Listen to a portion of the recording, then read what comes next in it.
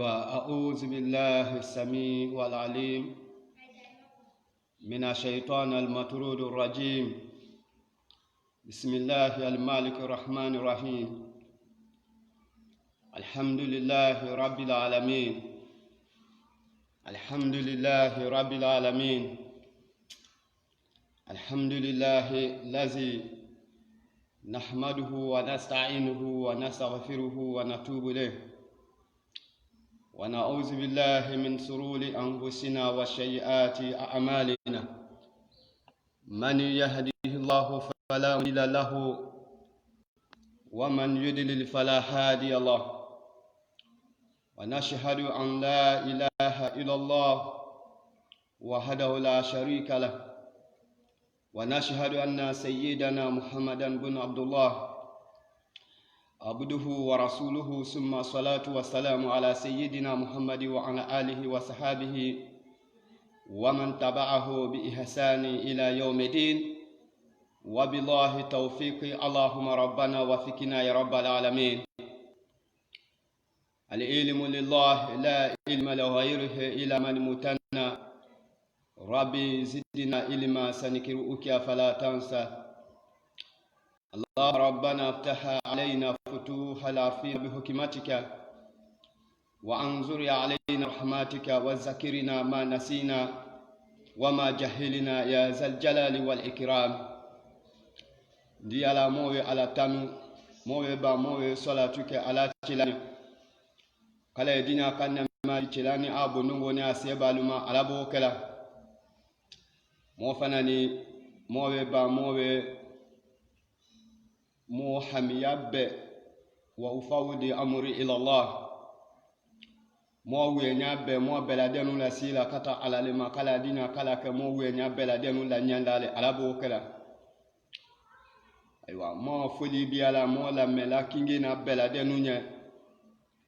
ملو ناتي مو لا منا ملو مو لا من كاني كويالني مو بلادينو فولا سلام يا فولي لا جاني مو نانا مو كوما داميا. السلام عليكم ورحمة الله وبركاته. مو وفولي دي لا مو بعد إسلام بلادينو ما مو نعلولتي يانو سيبي تمينو كدي على مو نعلول فناني يانو نكوتنو. أدو المؤمنون على شروطهم ما لم يحلل الحرام ويحرم الحلال. Kumuminu aya sarati kanema damandani amata halala jema kake haramune ay bare aya sarati kana wote tenale, wala ma damandani amata haramu jema kake halalale ay bare aya sarati kana wote tenale. Moni alu ya sarati wale sibilo lianzia siwe bana tanoni. Mona kumadi miala mona kesadi miala lianzia sibi doma moma kesamini mona abiala siache kala dina kahena moni alula alabokela me kesamini kumala mende kwaka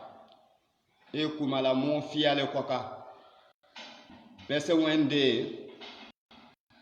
ani ilo ja sabelale kala dina kamola sabari alaboka bese wende ya kala dina kamo fana sutiyama alabo kala ala dina ye Muhammad ben waya alabo kala ala na we jiala moni alula kuyana kono akoya ayuha alazina amanu astainu bi sabri wa salat inna allaha ma'as sabirin.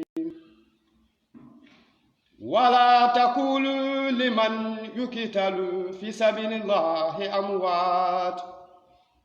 بل أحياء ولكن لا تشعرون. يا أيها الناس الذين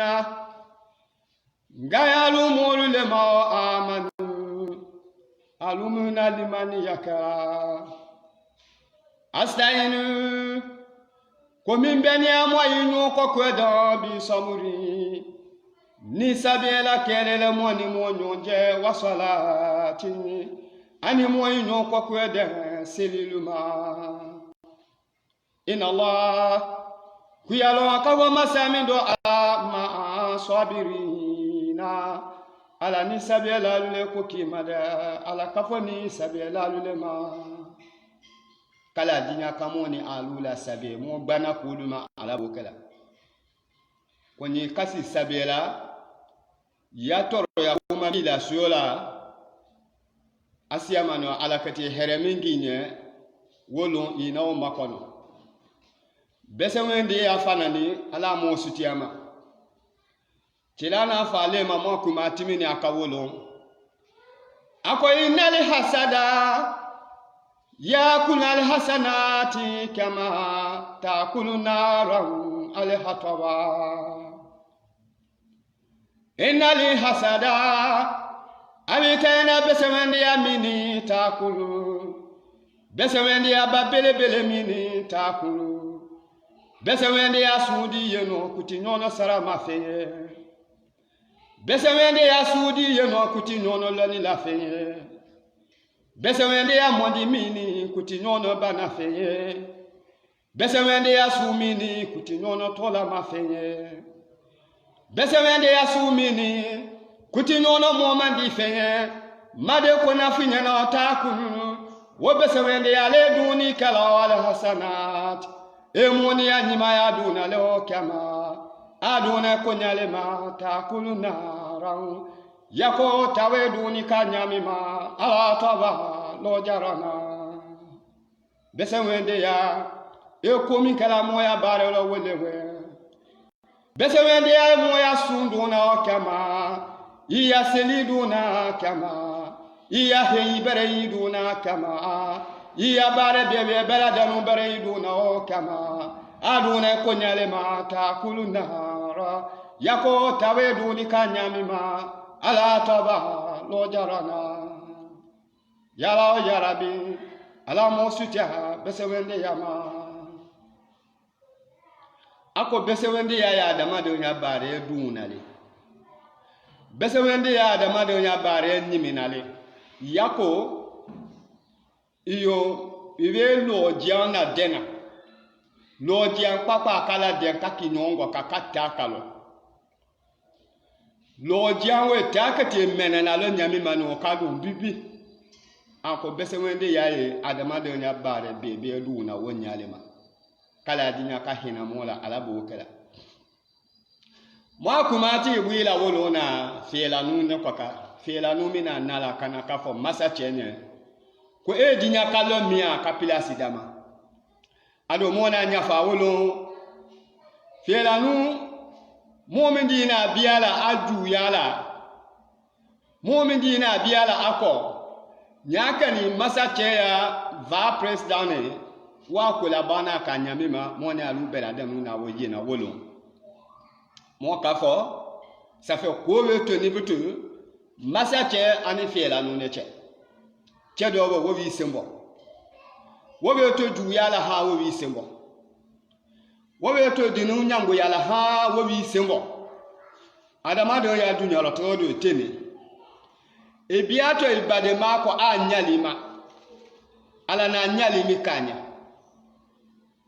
e biati ibade mako abare bebe ma ala na bare bebe minganya itoti ako ha iti jere jolodi lo eni wo manga ado adama do ya bare besala alabu wa laysa linisani ila masa wa anasahu sawfa yura wa komi beni ko bele woleni laysa foi kwani de linisani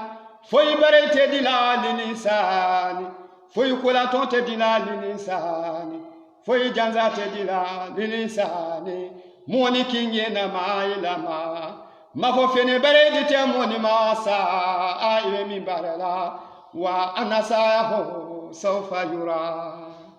wa kama nyanyama yura ikati bare no yena eka dunia le ya ikati yena adu eka kiyama le ya ikati yena so madema iloja iso nyali kemade ama bunyongo edunyo dara yamino alale na diama e mandi yamino alale na diama eti ala madia e wosu kinya jani na nabi ibade ko e waye mo bade ma okay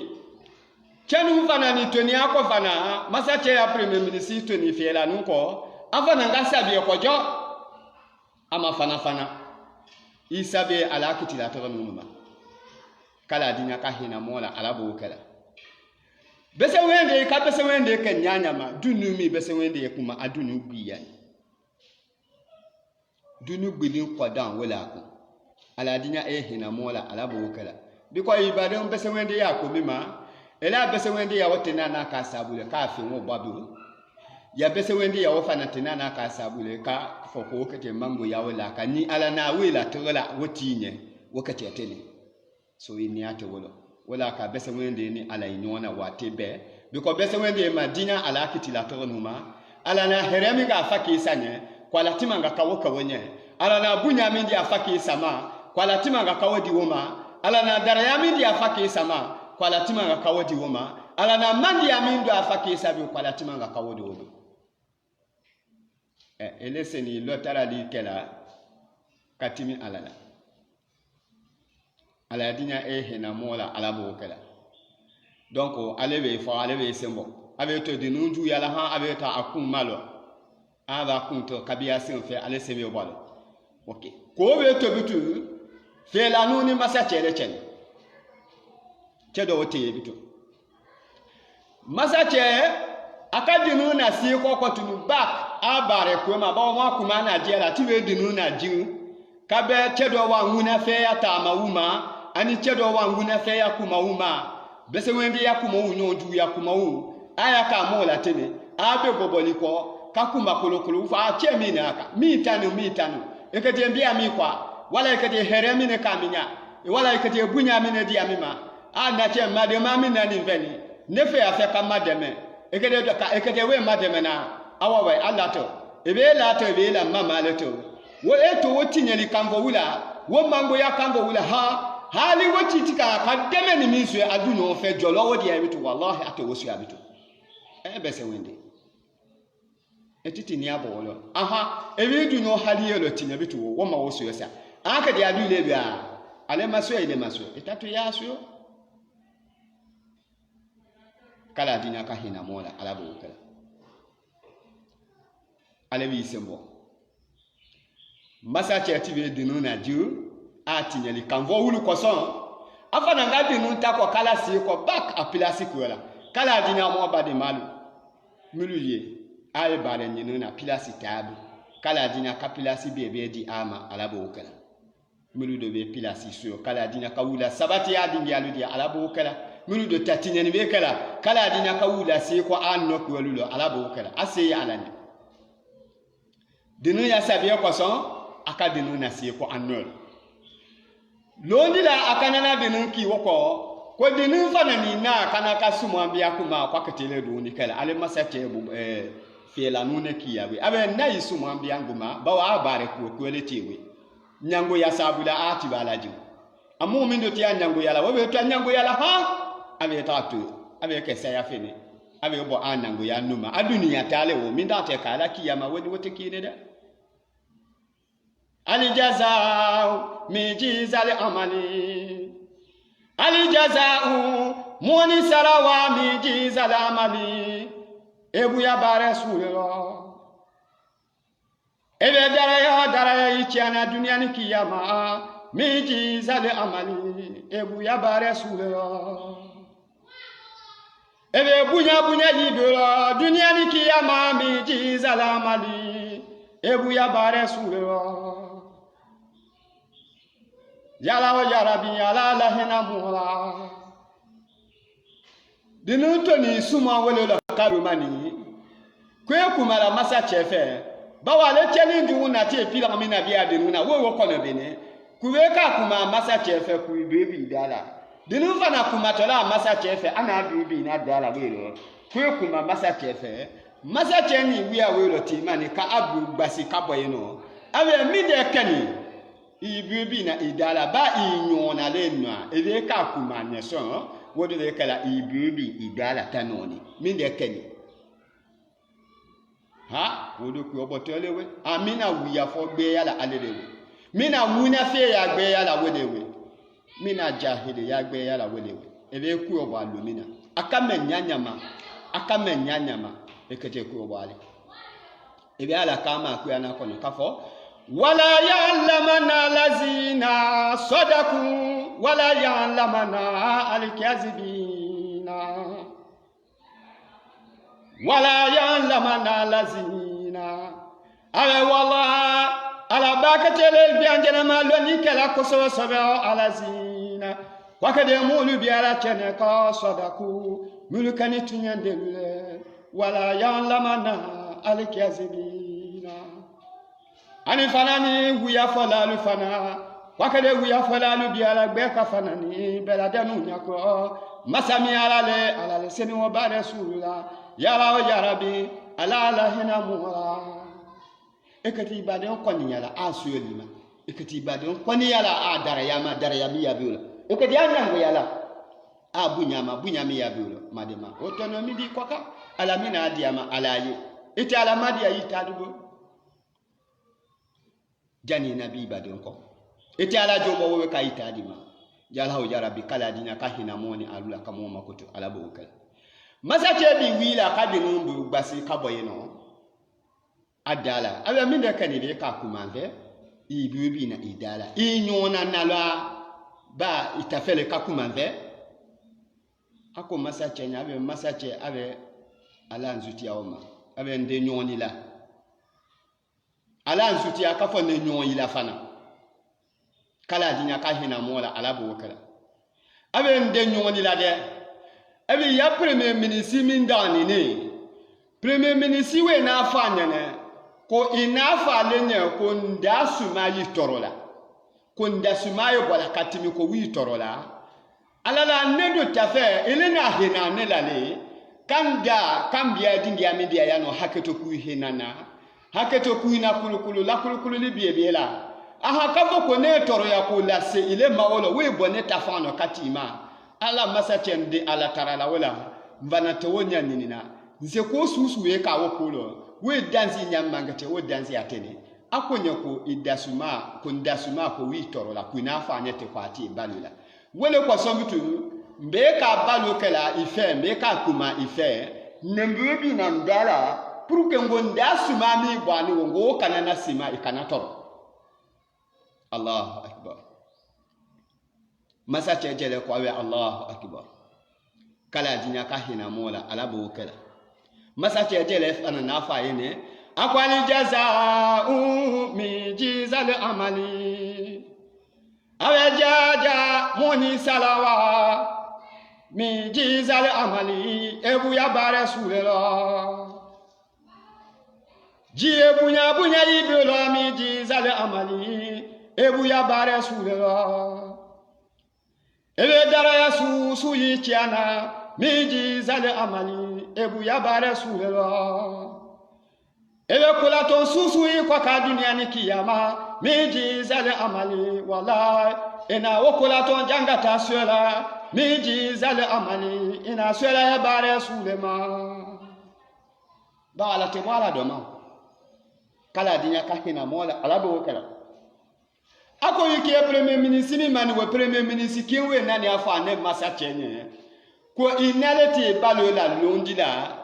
ko ina fanya ko ne dasuma yo bola ko mo we ka kumala ko ndasuma mi bola ko wi le fe la mun torola ko wala ka ko mo we ka kumala ku dubi na igala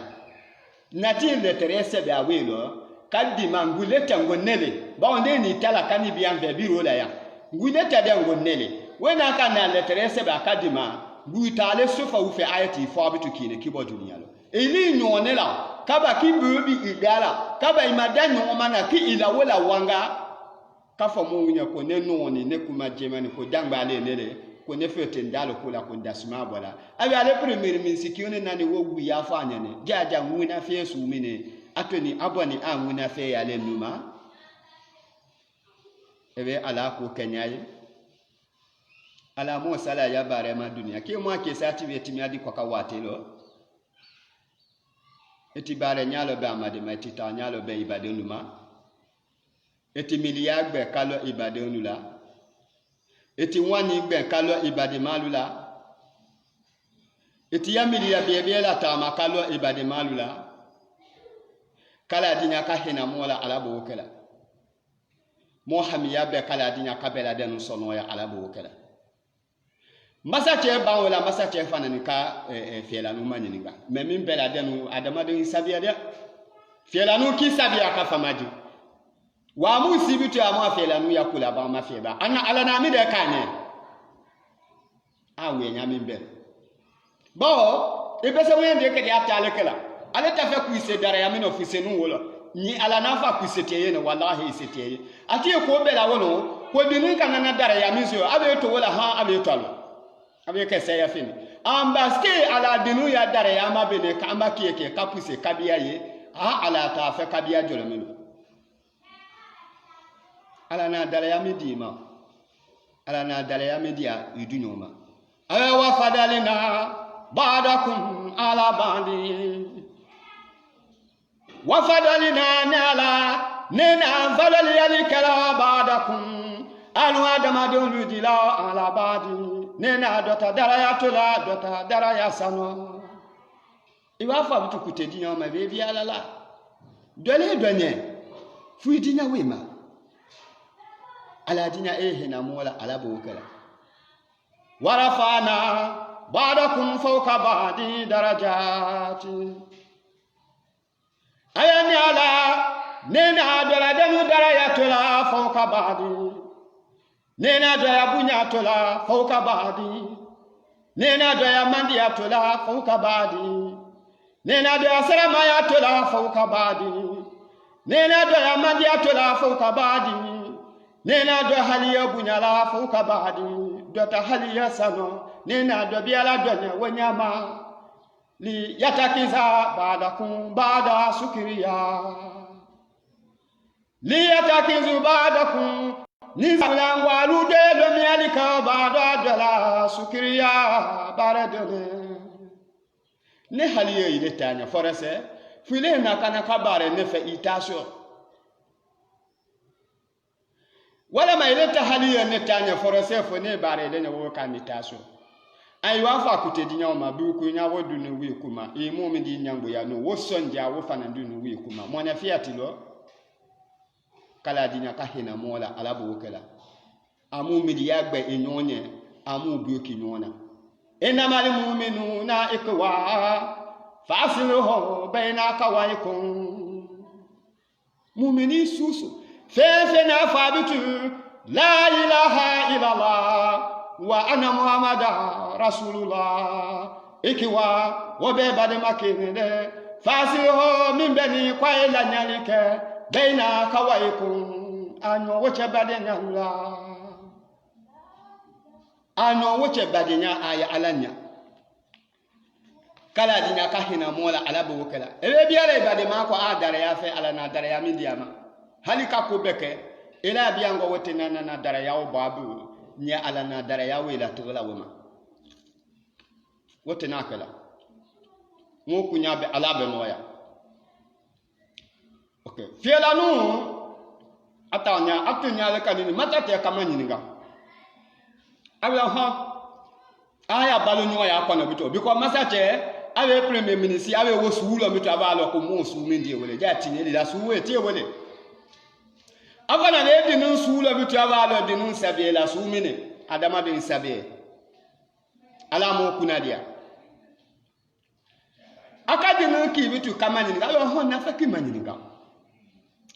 elena lani su minde yibu ala na dima ako masachenya abe lwani saba ala na wodi ama felanu adara yale na kani he amu bi kinona amo bo nyangu yala dauna kabia mo adara ya munko nule wunyi ni na watebe fa kabia mo adara ya munko kinyalo aya mistake kinge na bela danu fe ado adama de onelo emaye ala na fatila momadi yakuyana kono sallallahu alaihi wasallam ayakuli inama na basaru mislukum yuha ilaya anama ilahukum ilahu wahid faman kana yarju lika rabbih falyamali amalan salihan wala yusriki bi ibadati rabbih ahada. Kuli ya vama dia be mandulu ya fodu kono molu ya inama ana itaina ko ne chila muhammadi mini basaru ne adama donele mislukum ne adama donele ko ay adama donele nyamima moni alube musu kinele mo be adama donele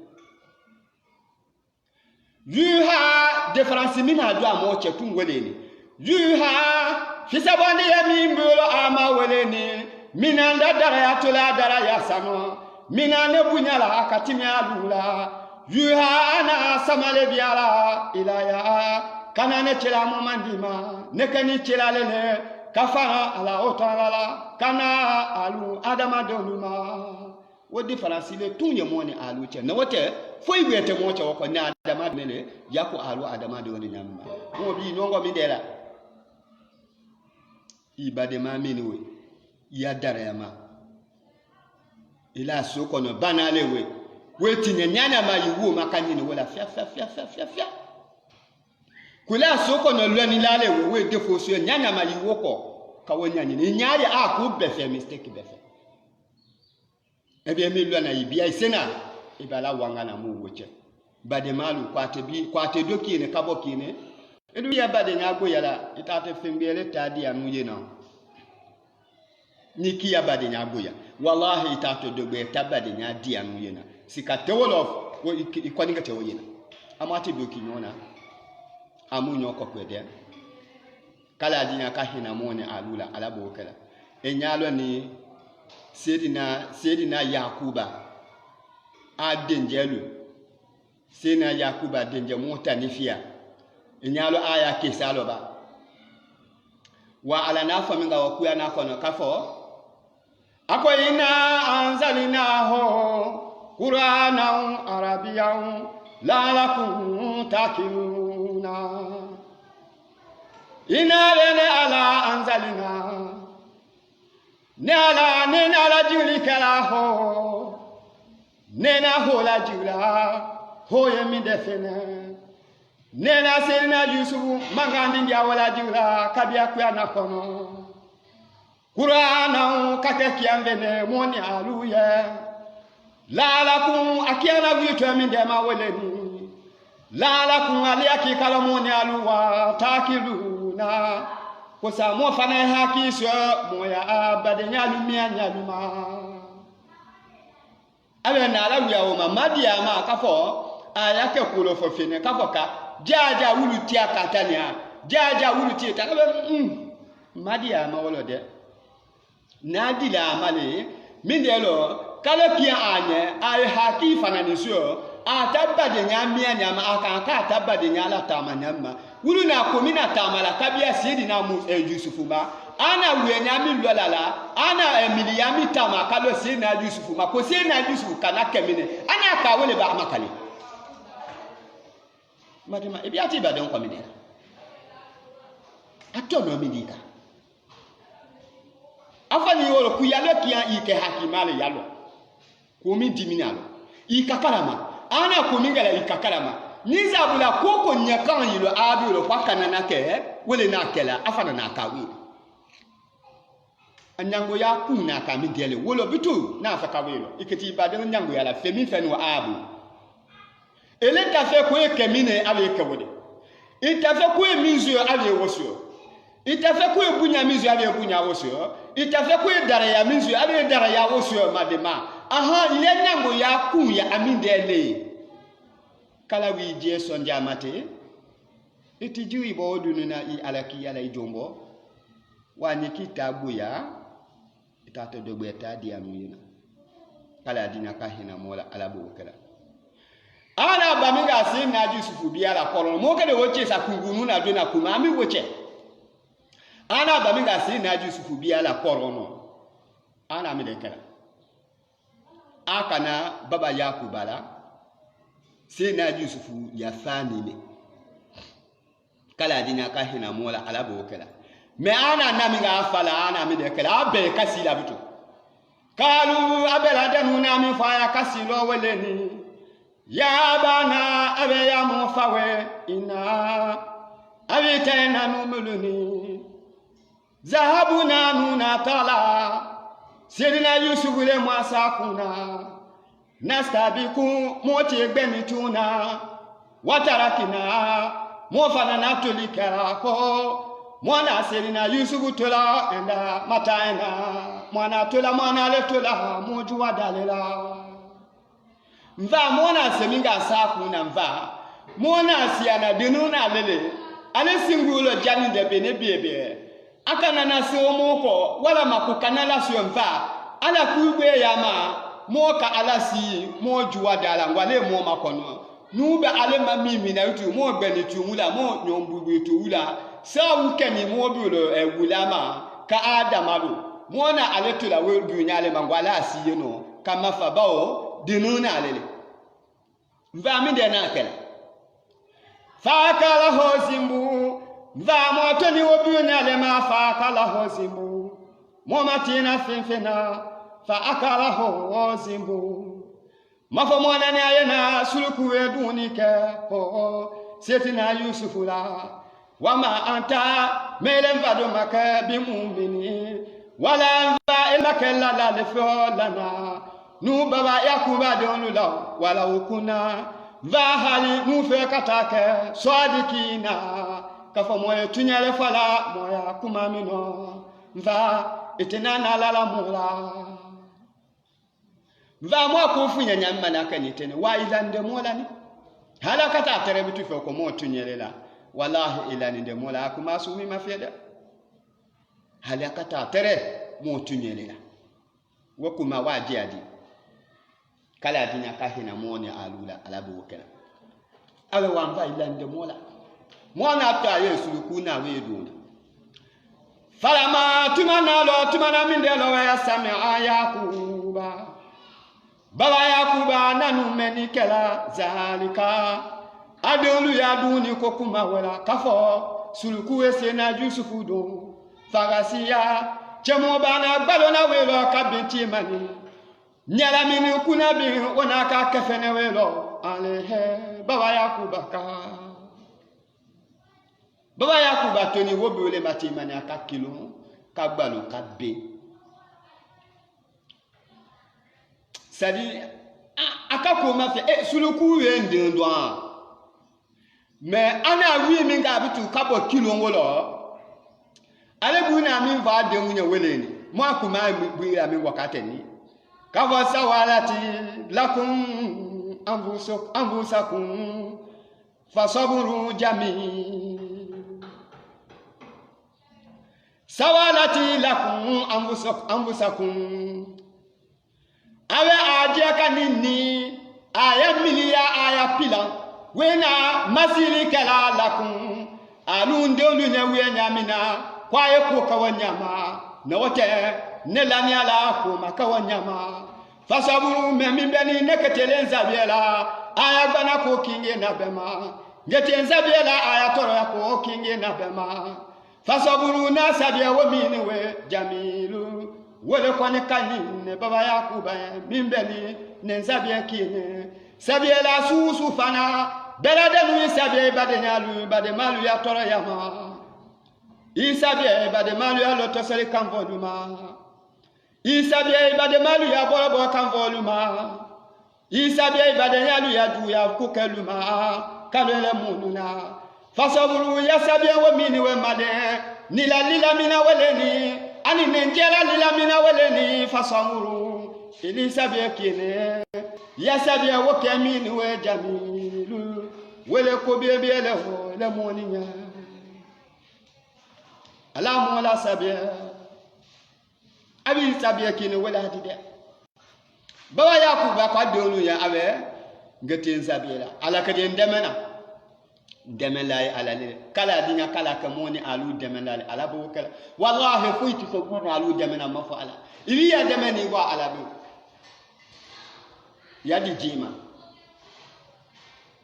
ideme ibe wo ba ala bi yadi jima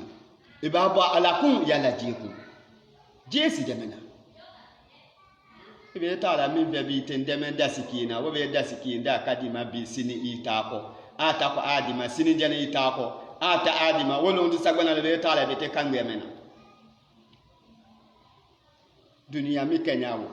ila masami ya bondala wate be su anitene kilo abona ndala leri minute bela wate idala kasiane akana be pela isoma iso jala kili talo fo italo wodan e fingi be mina wole alale mo de bi ba ala ki koma mo be ba mo kungodi alama mon fere duna misila sibe bana be fa salamu alaikum wa rahmatullah salamu alaikum wa rahmatullah e ke yak o gbenyele sia malu ko ka gben kala bo misila atale banam itate mindela itisi i wo wate no ta i kungo i makoji alala e nyono tinyeli late etisi ikungoji alala inyono jurumu tote etisi ikungoji alala inyono gbenen tote inyono haju tote inyono haminte tote inyono kamigbelen tote etisi ikungoji alala ibote eno isino samia bando tamala mulu kwaniwe aya telephone numero be ibolo aya leri rendez-vous wate minute leri abela denu ibolo tibaja yala tawo nyini wekibo wala ma ebne we ka mo melu be fanati dia do wulu lo wulu yale ala di jombo inya ma fo kabiate suka inya gbani kwado be gbe ya kala dinya ka hina mola ala bo kala baba yakuba kwa de wunya ba ala lekati ndemena abe ne demena we ala lele vananji sini ala la afana kadu a ala ki buna ka ala ki dame me jani mi na ke ana me de kala ala dinya e hina mola ala bo kala anani woko adewu kana chemo bana kunu minga bitu kabo a kilo ngolo anati biko aba fanya ko suluku e se di na Yusufu do ana gbalo minga wolo kabe ka kilo a kilo ngolo awinu kabo kilo ngolo adewu na me de kala suma woko ahado baba yakuba de ununa na welo beina yadaihe chemo banya ko zimbo anana surukule welo beina yadajihe alimausu kunyi wasuruku kaninde silifene bawa yakuba de onubulo akana wasuruku le temani beina yadajihe chemo banyako wakamis anifana ni akana fana sirina yakuba ya fani le fana beina yadajihe chemo banyako katere ave suluku mia ave suluku dije kawo la kuto kawo mia kawo sili ka suluku mini ka sadon difa kawo ji funbe suluku dama kawo ji toni suluku dama kaba mitu ka aji toni suluku sonson mula kaba ka suluku sadon ji o fanani di toni sidina yakuba ya fani no anani wo fi alele bitu kana kawo peresande chemo bala ale baye na lese na Yusufu ya fani ye suluku mina se na Yusufu do na mfa ale suluku leni mina edondo kala dinya ka hina mola ala bo kala chemo bana fani wole miala ka fani mafie ko suluku mina dondo na wole ni amutu malo kisamina de ala na fa munga kuya na kona kafo ina anzalinahu Qur'anan Arabiyan la'allakum taqiluna ina bani ala anzalina nena la juli karaho nena hola jula ho yemi defene sena Yusufu mangandi yamini we nena wala jula kabia kuya na kono Qur'anan kake kiambene moni aluya la'allakum alayaki kalomoni aluwa tatakuna takiluna mofana ke hakima dile motabiya lula tamanya luma yala jarabi yala muso hakiya Chamo bana fani we tala kama fe ka fani mafe kama fe. Chamo bana me de fola. Ayatala he ala suluku ya ne dondungo mini suluku mimbiolo bengali masala da. Sena Yusufu dongo mini bengali masala sa. Ma asifaka minde ya henande ya fanga ya bon minde na la henande ya likala hazazimbu minde na suluku mingala henande sumine suluku mini minande ondunani minde na suluku mingala henande sumine alazi ngaya suluku lema akala suluku minadu ni kala ni waladi anande onduna na sedina Yusufu duna wala mu ya muzaki ala suluku fiama fala likawa kamisa ho amando ya fani fala minde na suluku mingala henande sumine wala ma minde ya henande ya yabon kaze suluku sumino suluku mina serina Yusufu miala kado suluku mina serina Yusufu miala kafani bo serina Yusufu kana ama fani fala kakuisi bo serina Yusufu la ama kuisi fala Shaninda kele makafani na kabaka sedi na Yusufu don kafani la nuto hali farada kele wote fani na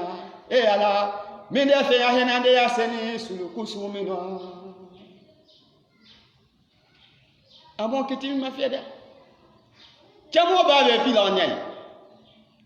ele ala kama wakuya na kono kafaina hon yakiduna kaidan wa akidu kaida fama helal kafirina amhelu horu wayda ile kete pila egale ju ya pila sumi de la dan ibadon toma endi yala iko na la nyatila nyago ya pila sumi de la dan ibadon toma yako kwa la nyatila iko no kwa la tiyena bese wende ya pila sumi de jate site awa badon na betina nyimbe chiala la mi akono woni wotekini aba badoye na be kumati mfanye mi akono wote kine eleke de pilansu mi de la dan kafoko ala temi karama ala kunya ku pilan na dana anya ila ha afana bisala akinge na bema kala dinya ka hena moni alula ala bokela chamo ba be kunya abe ha mi de na suluku sumi nga hena nde sumi suluku sumi na nde nduna ni ama fani fala me amadawma kala dinya ka hina moni alula ala bokala muhammad be kala dinya ka bela de nun sono ya ala bokala fa amara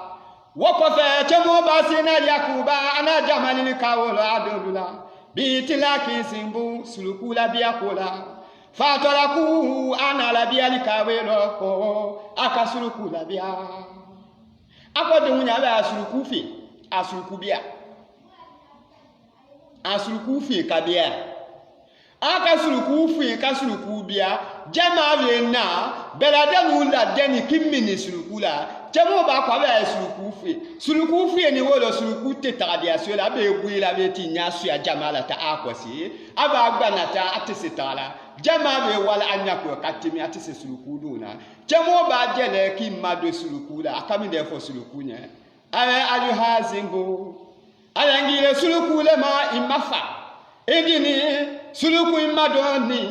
imadoni chamo ba mina imafa foitena kala ile suluku mina ndeni ile suluku mi fala vana ndeni wasana hali ndena na ko kala ile suluku mina mena fene mi fule suluku minye edini suluku imado febe no mini imado baba yakuba ako imadona ndena na foikila suluku fanane suluku ki mado chamo bala kala dinya ka hina mola ala bokala chamo bana suluku ana kuma junami su afa bene kafa suluku nya wele ako ayu hazimbo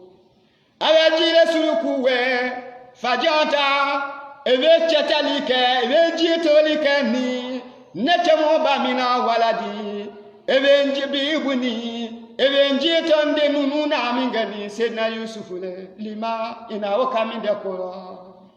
ni resuluku le ma ebe njito na diana ndona evenjito na nyalo sumia bona dona evenjito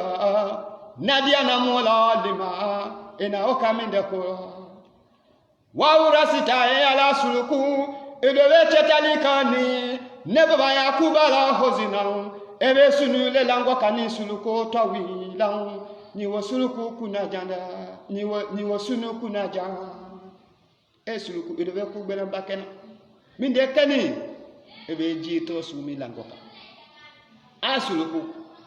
edove ku bela lango ka de ebe sunu bela lango ka kan jito ndona nadia na ndo njoso jilido njoso kanido ebi kuma mi vola suluku lani atu malani ala e kuma susu vola mais suluku majabi suluku te kuma lao ala ma kuma dabia suluku kuma mais chamo ba e kamim be fa suluku nye a makajabi e adlani atu malani ala na fa minga kuana lo kafaina anzalnahu qur'anan arabiyyan la'allakum taqiluna inna ala anzalna nena la julika la ho nena ho la jula nena sina jusu mangandingia wala jula kabia kuyana kono qur'ana kake kiangene moni aluya la'allakum menala wila mendema mafo ayaka kulo fanyale vana mafo ayaka ya dandoli kanale vana mafo ayaka ya loto soli kambolule nala wila mendema nizabula kwesa mwani aluwa taakiluna moya ke hakimanule moya badenya lula tamanyaluma ani moya bienya lusili nyaluma abe nala wiya we malawi kafa yake kulo fale makun kawde kala dina ka hina mola ala bokala suluku chamo ba wa suluku te kumala ala jele ki terolosi alanye abe ala i jon suluku la kumanne ala enjabi na kami fanya na nyini ngamina na kumami fanya ala enjabi ana ndo na kumina afanya ana njito la ndo na kumina afanya sulu balanzu min lani ngwakani abula akumfanya kala dina ka hina mola ala bokala ala fanani ka suluku la kuma bantakala ala bana la kumalika welo zimu akasuluku la kuma chomo bale amu jadi nyona bade nyalo amu bioki nyona moya dunia fanfa amu bioki nyona silama donu moya dunia tonga na nimi fanfa bia amu bioki nyona bengima kaldoki ne kaboki ne wallahi ate mo foya ate mo jidi la foyi la fo bunya ani daraya wa mu mo ko moju mo ko nudu mo nyongo mo do be kumani njina wate be mo dalo ko mo belo eke ikono ko ikede kuma fa mingi no na ni wakafu dalo te ko alama ko bila sondo me ina min vola ikono kumani njin vule da wate be kafu badoni ikono amu tu malo suluku kete kami vani sedna yakuba ne amutu mala kuma kamna ala kabana ngoda wana de ina mena itabadi nya sa ina mena itabi nya tel ina mena kutibade onye ina mena kutikani nyonu ye kutitunga ibareka nyonu ye kutikula de nyonu kuleta faki nyonu salama le fiu eleta faki nyonu mo mandine eleta faki nyonu mo baye eleta faki nyonu mo haliyotile ko bela da nuto ile ki ndama madam o site kaji antum takisuna rahmatallah balule lotara likala rahmatallah balule jatesili kala rahmatallah ala bahina de ya mayana malaba emino tarala ajonuche balule kaka kawajatesi ala watalanya ala mina jatesi la ba ala tise ya jatesi la ba madama itakina ma ini ala inona ala tatulo ala sini kima kono amba sonja dunu yikuma wotena na abu kuma damanda imu mi di nyago ya we atanke nyaya lo he inyaya woti la herelo sonja gbe lele ku chena bo dunu di lele dunu ka ala ta janga ta wi kono na woni wotiki eti bi o balo ko sula we wakati mi lele kala dinya ka hina mola ala bo kala amba sulukuna mi wa chamo ba ni alele ako ya nabi allah jile ala nyunya mewe wala zimbenga ni masala suluku kuma kanenu aitu malo de aya ya nabi allah jile ala nyunya mewe wala zimbenga ni masala asfafa masamina sonili kalaka ele chamo ba mina nabi yahu kikenyunya medira ma kalitu wallahi nesuluku mini ne maduni ke lahamau nefio ma su kelendo min lahami waladika kabudon sobulo wala mazakitu vanani mafaralike soninda wo wasani nyono la laho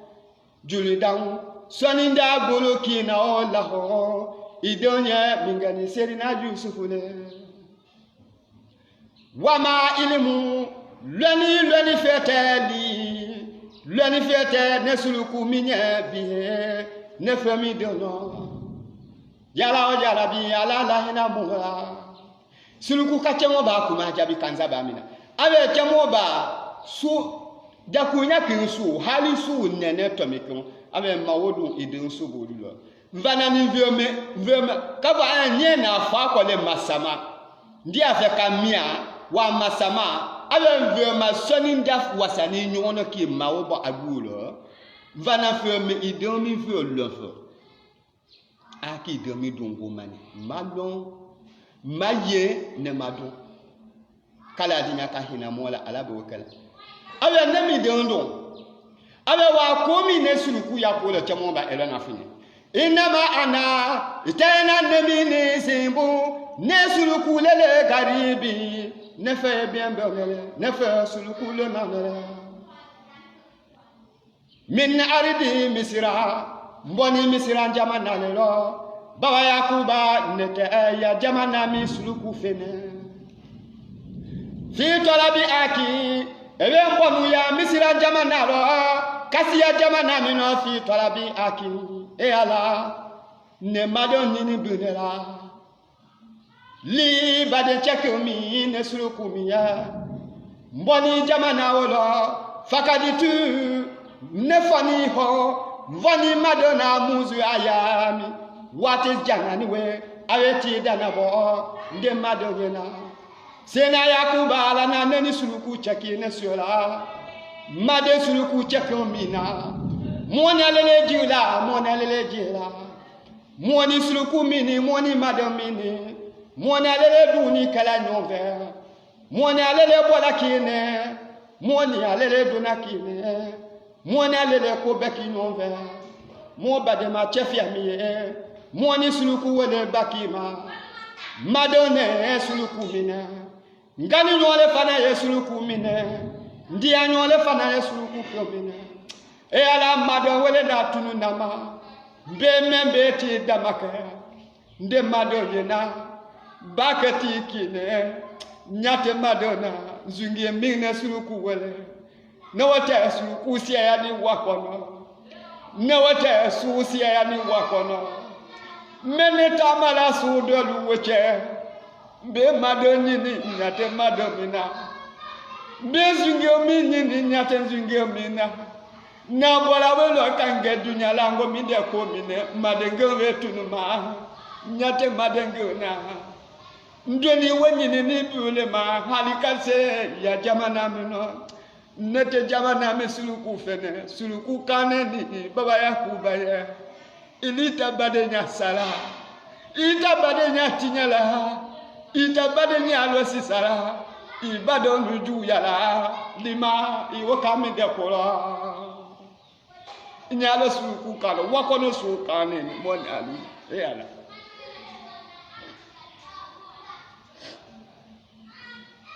wakono su kaneni Aye baba Yakuba madengo le tununima. Aye membe wate janken dayena. Ndoni wobule mahafo bibi se nyatala. Mboni welo nanyina. Mbeto woni ne nile la hambe se ya. Ide una nyina welo kamia kanzili. Kaji fi yundama kone ni dondo na nemi dondo. Zeni ya nyami ma wonyalo. Baba Yakuba jele kwa deune abe ale suluku kame. E suuna badenya diara le mitama no kadia. Ele badenya sala. Ele bienya sala, ele fulu sala, ele kanu sala, ele mitama no wakono su. Ala na wa haki dia wema. Ala we ile mi manuni alumu makuya na kono. Ale wala kadi karamuna bani adama. Ale nyala nena bunya dila bani adama. Vadama deluma. Bunya midi ni adama de ma we mindele wafadani naho ala kasiri mima khalakina tafdila. Ale nena adama de bunya la ka adama de valo di bunya fo bela danu ne ala na fo mulu la dana moni alu suluku kaneni chamo bani chamo ba ko mu adunya ba suluku biya ba eta alu mulu na badona fila kolona kata do mia ulu ya badona nyinu kan mi de kan ala tani ulu bu be na suluku wele no de suluku ya si awalo de me mi de kan ala tani alu bu be na suluku su wele ni zabula ko elu pia moni alu le nye ka fo iya badena dia ka dia ila iya kanini ya dia ka dia ila iya dinyo ya dia ka dia ila iya bale no ya yaketeloni la dia nya kwa ka bawo ni kitabu ya fengbe kete ata dia la ala kete adia haki dia fengbe mawadia woni ne tekini ya bade ya go ya te foika alala e dinyo nyango ya mena kala dinya ka ho mamo ko go kala suluku ya ko nyana ka nyame ma wonyale chamo ba masache aka fani njema nyininga amoni alu nyaya la moya kamera nya e la dibi ka ke e wasane we wi mo fe ya no kala dinya ka hina moni alu la alabo kala mo hamiya be kala dinya ka bela de no sono ya alabo kala masache ko dinunya abe na fe ka fo lo ni minde ala na dima dinun ko masache ne abe ala na lo ni mindi ane ma lo ni saba abe nga molo nga lilo banani nga sulo ana masache ana foni ji tesi ke la wokinge na belela ka tesi ke lila aka wo gene ka fo nga lilo ebe li bola ka fo li sumi mine li min boni dingi amindia nga wo lo mba bi anda ngate wo lo na aka tesi ka wala aka wo gene soko fanani no afana ni ka atesi ke soko la ani masache ta ni susan ya aboye a masache ta ni anya lo asumi no dinu ko masache ne ale fie da no konye abi ka sumi sa abi le sumi sana sumi ni atena na innafala masache atana bu su asumi na masache no ko masache wo sa masache ka sumi sa e ala sanile be wi ala ti ka fe na ala ala bo kala tumami ni amode ba nya do kaka nya na fanani aya do ko nu la wi a do ko ni mebi anya ta no wo be ka na nya ka ko aya nya na mo be se ka continue kala dina ka hina mo la ala bo kala nya do tem kuma kan nya na sanyi manga mbo wo be ka mo be se kala sa nya la kana wa te ge di mo ma wo be kala mo e kuma to la to man dia bi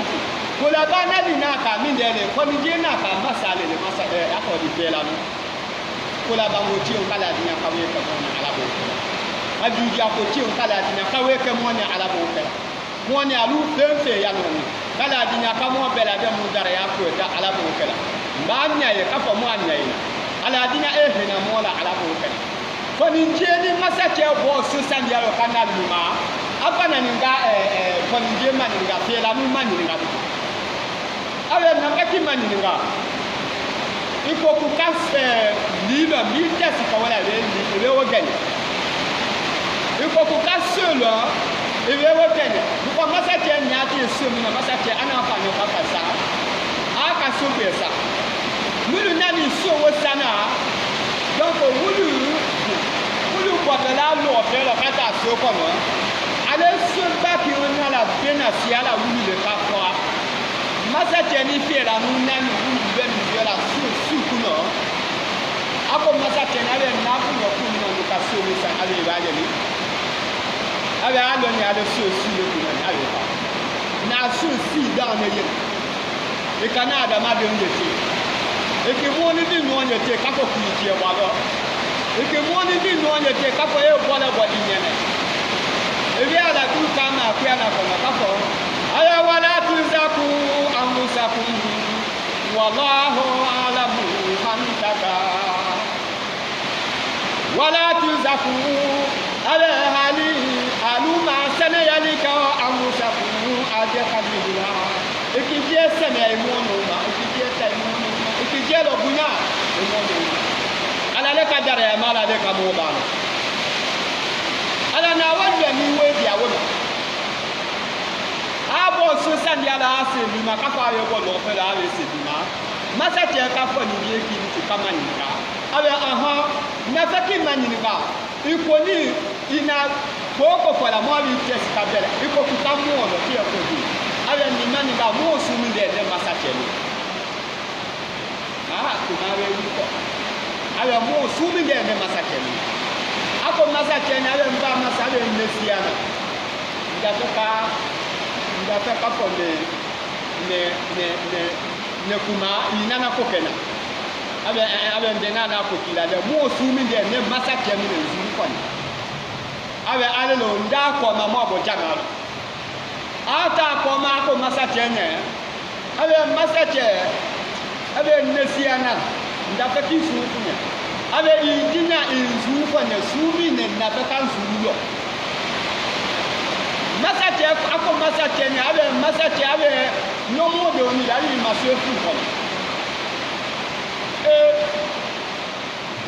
kala dinya pa na mo ala bo kala abe ni nomo de ndo makide wallahi ibani siami ga e ka nomo de siale ba nomo de ya duo wodi de masate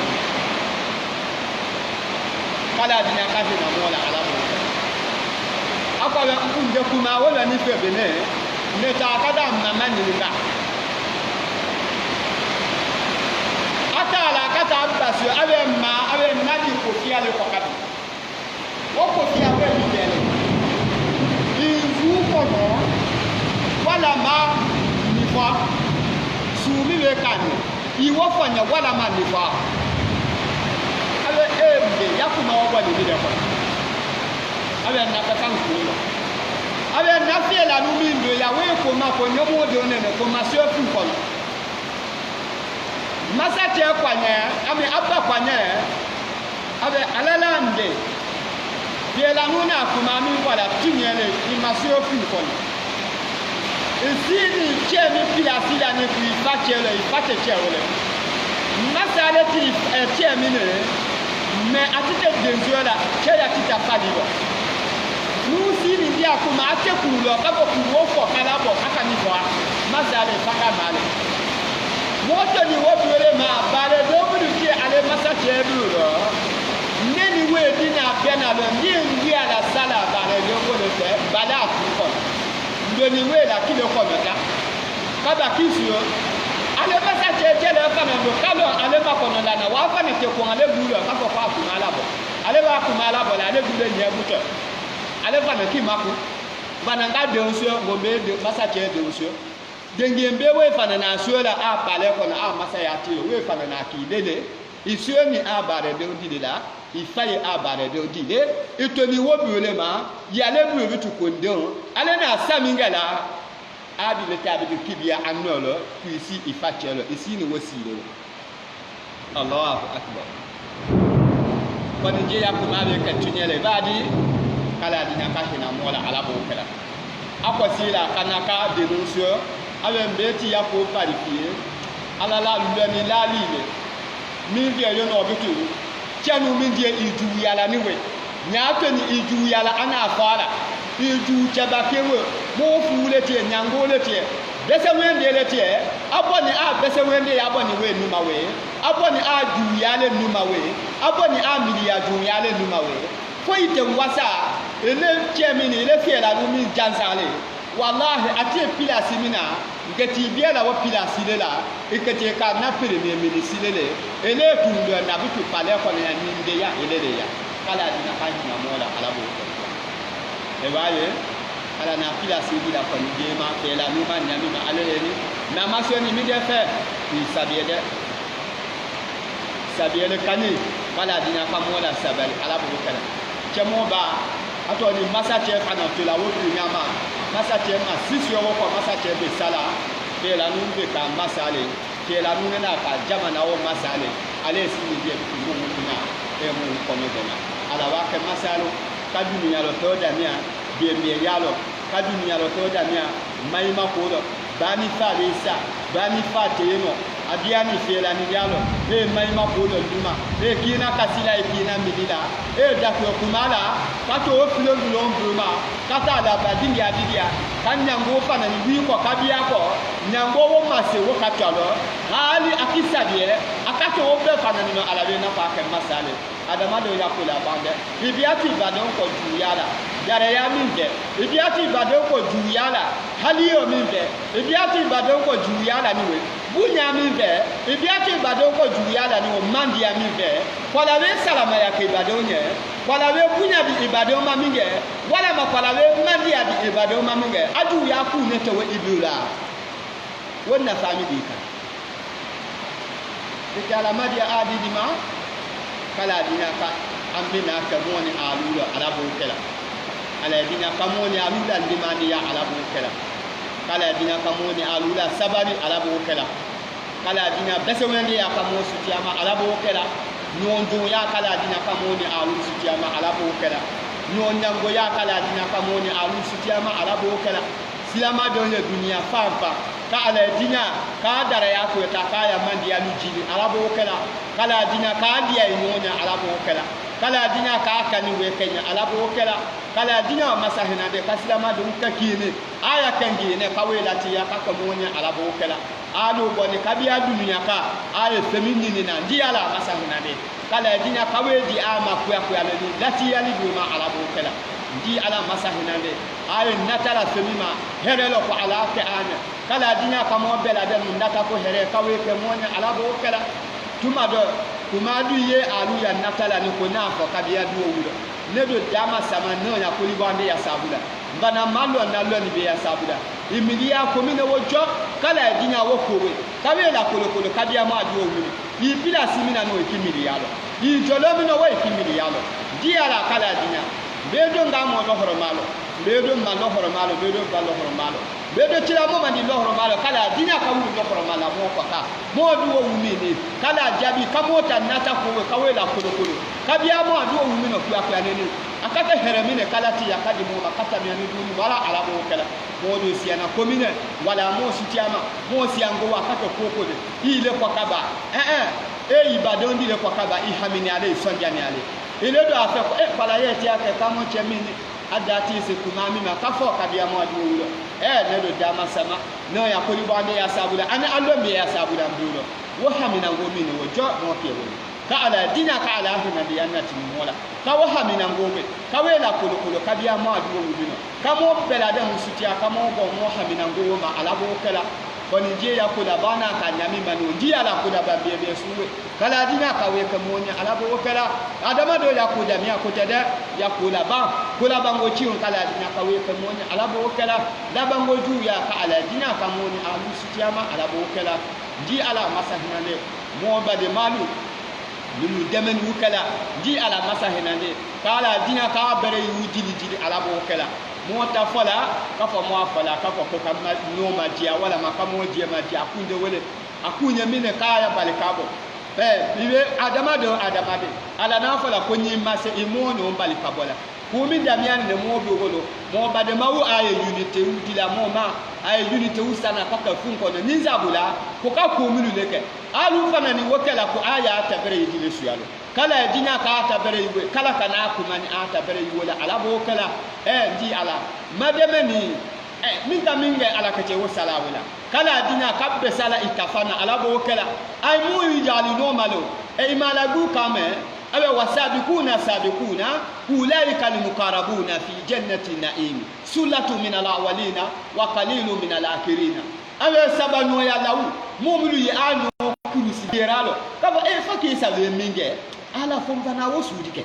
fakki sa abe hera sumineke fombana wosudike fakki sa be debeni sumineke ala la fombana wosudike fakki sa be bunya sumika fombana wosudike ale wonu kurusi no ya kusula wulu ale womu biata ala ne malolo kiyama sine kabia alijenelo dunia ani alijenna kala dinya kamo badengu kafana ni biya wonne masulo dunia ni kiyama ala bo kala di ala masahina de wa ala kanaka mo ke mo lule kafo mo ke de mota no kurusi wulu kala tinyali wule dafe mo ke de mota no kurusi wulu kala ala sosoku wule dalo ba mo je na wule dalo bi kala dina kamo hena mola kamo makoto kamo hakilu sanse ala bo kala ala dina kamili ya bebe biya mo kono ala bo kala tube ko cion kala dina kawe ke monya ala bo kala dina kamola limania kamola sabi ala bo kala mo kunya be kala dina kabela de musono ya ala bo kala ala na minga mo sekole bi wole ni nyala kasibi be di mo makotunu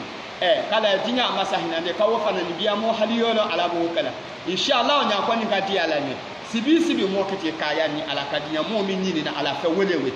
kala dina kawe ke molo ala bo kala ko na mola sola kamo bo ma ala bo kala ba kaba watebe mo ye left la watebe mo programme be na mo rendez-vous be na ala le mo kokko kala dina kala lo mo kokko ala bo kala ala mo ni malu fana kawuli fana lo mo kokko ala bo kala ala hina ndelu kawuli lo mo kokko ala bo kala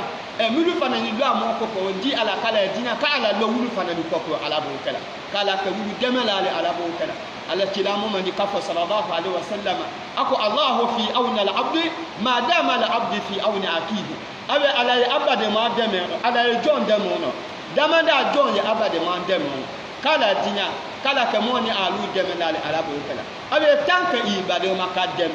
تانك إبادة ما كفوك دم أبي والله على يفوك دم على يدمونه أني مودو كمو باوما كبيا إنونغو كمو باوما كبيا إنونغو kanyo ko ni yakino nyango ya mujie kani weche dare ya mawu mo biya ta wule ko mujie kani moje kani dewu moje kani donu moje kani kuwu moje kani badewu kabiya wulu ko aya dare ya fe ala na dare ya mi dia mandi ala ene kete wala ikade na famu de suya wala kala dina kahina mora ala bo kala e ba madde mena kine ala ya dare ya wala ta nyefe ita bere yusho wala ale fana ya dare ya nafabo annafa kaisi abela danu ba wa hali e da fate mi ko faki salanga wudewo uina le ma di suya wala kala dina ka haki bebe di moma ala bo kala dina ka haki bebe di moma ala bo kala kamola limania kamola sabari ala bo kala اللهم ربنا تقبل منا إنك أنت السميع العليم اللهم ربنا ارحمنا إنك أنت خير الراحمين اللهم ربنا لا إله إلا أنت سبحانك إنا كنا من الظالمين اللهم ربنا إنا نسألك من خير ما تعلم اللهم ربنا إنا نعوذ بك من شر ما تعلم اللهم ربنا إنا نستغفرك من كل ما تعلم إنك تعلم ولا نعلم وتعلم الغيوب اللهم ربنا آتنا جميع ما سألناك به في سر والأعلان اللهم ربنا زدنا من فضلك الواسع بجودك وكرمك يا رحيم يا رحمن اللهم ربنا يا إله العالمين يا موانس المستوسين ويا رب العرش العظيم ويا كاسد الهموم ويا قاد الحاجة أكدي حاجتنا وفرجي همنا وغمنا سبحان المفرج عن كل مديون سبحان المنافس عن كل محزون سبحان من قزينه بين الكاف والنون سبحان من إذا أراد شيئا يقول له كن فيكون وسبحان الذي بيده ملكوت كل شيء وإليه ترجعون ربنا إنا ببابك نكيف فلا تطردنا اللهم ربنا إياك نسأل فلا تكلمنا اللهم ربنا ارحم تضرعنا اللهم ربنا آمنا خوفنا في أوطاننا ودارنا. اللهم ربنا ولي أمورنا خيارنا. اللهم ربنا لا توالي أمورنا شرارنا. اللهم ربنا ارفع مكيتك وغضبك عنا. اللهم ربنا لا تسلط علينا بذنوبنا من لا يخافك ولا يرحمنا يا رب العالمين. اللهم ربنا سترنا بسترك الجميل. اللهم ربنا اصرف عنا كيد عدونا. اللهم ربنا اهلك الكفارة أعداءنا. اللهم ربنا آمنا خوفنا في أوطاننا ودارنا. اللهم ربنا انصرنا على أعدائنا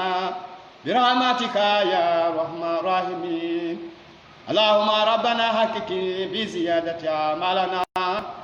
اللهم ربنا اختم بسعادة آجالنا. هذا زنا ظاهر بين يديك وحالنا لا يخفى عليك.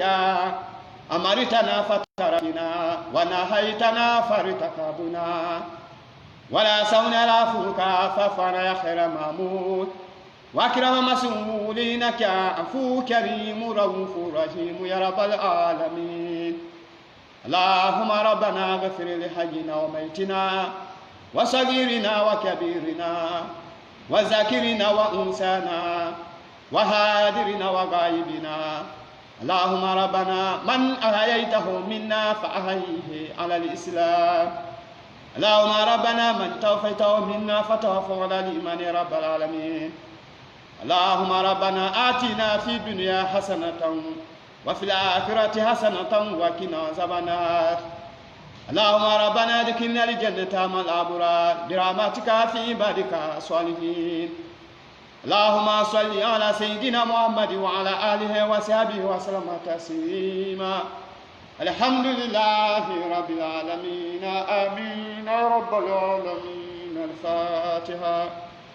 بسم الله الرحمن الرحيم. الحمد لله رب العالمين الرحمن الرحيم مالك يوم الدين. إياك نعبد وإياك نستعين. هدنا صراط المستقيم صراط الذين أنعمت عليهم غير المغضوب عليهم ولا الضالين. جعل على دينك من مولا على بوك. اللهم صل على محمد وعلى آله وسلم.